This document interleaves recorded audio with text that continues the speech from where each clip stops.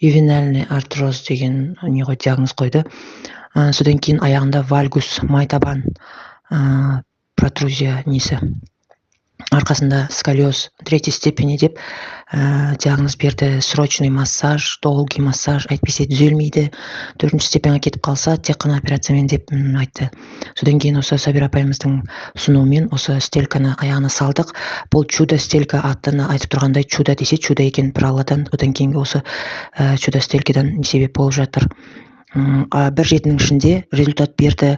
Балам арқам ауырды, белім ауырды деп жатып қалды, тұрып жүре алмай. Одан кейін күнделікті киіп жүргеннен бір жетіден результат берді.